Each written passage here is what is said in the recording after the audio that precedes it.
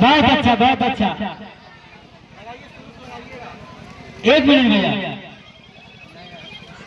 पूरे सिद्धार्थनगर में video creator के नाम पे छा गए।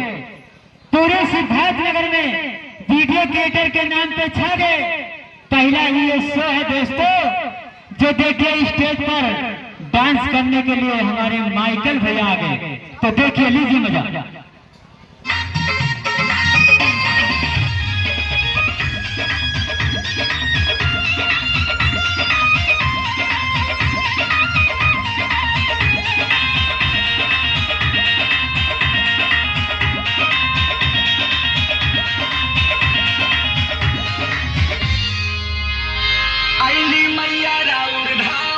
धाम में लागल रहे जाओ, रौरे धामावा में बलमा मोर हेराइले मैया, रौरे धामावा मोर हेराइले मैया, हेराइले मैया हो हेराइले मैया, हेराइले मैया हो हेराइले मैया, रौरे धामावा में बलमा मोर हेराइले मैया, रौरे धामावा में बलमा मोर हेराइले मैया।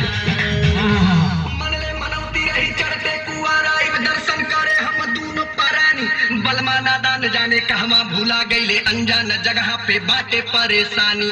मैया हो बलमा से हमके मिलादा, देखादा कृपा माई सब पे करेलू। कुछ ना सुझात बाटे बलमा बिना माई बाटी नादान देर काहे करेलू।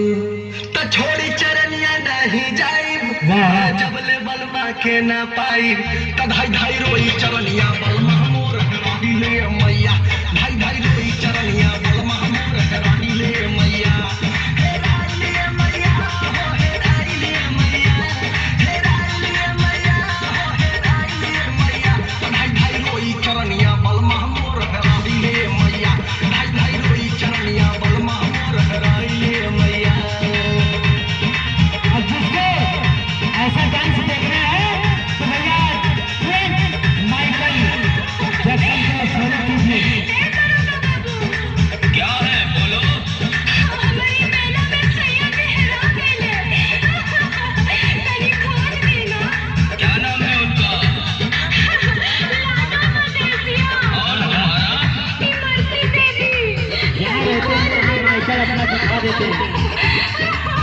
अच्छा अच्छा चुप रहो।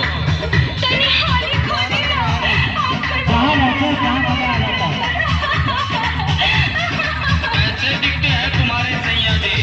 राही बटोही में सैया के खोजी ला लागल, पता ना सिपाही के घेरा में।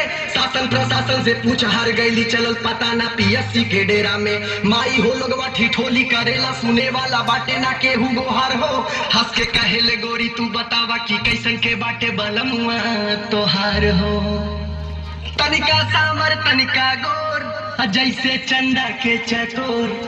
हमर सोना नियन हेराइले मैया, हमर सोना नियन बलमा हेराइले मैया, हेराइले मैया हो हेराइले मैया, हेराइले मैया हो। माइकल को फॉलो करना पड़ेगा आपको, अगर ऐसा डांस आपको देखना है तो उनके आगे में घुसिए।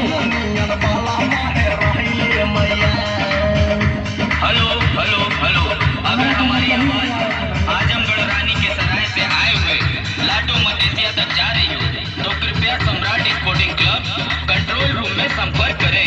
यहाँ आपकी पत्नी इमरती देवी का रो रो के बुरा हाल हो रहा है, अतः आपसे निवेदन है कि कंट्रोल रूम में जल्द से जल्द संपर्क करें।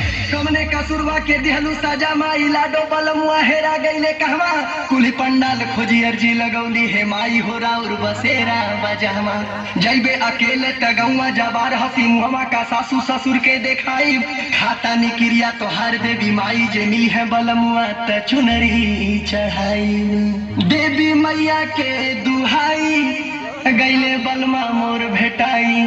तरौरी की रपा से बलमा मोर भेटाइले मैया, रौरी की रपा से बलमा मोर भेटाइले मैया, भेटाइले मैया, भेटाइले मैया, भेटाइले मैया हो भेटाइले मैया, रौरी की रपा से बलमा मोर भेटाइले मैया, रौरी की रपा से बलमा मोर भेटाइले मैया, रौरी की रपा से बलमा मोर भेटाइले मैया, रौरी की रपा से बलमा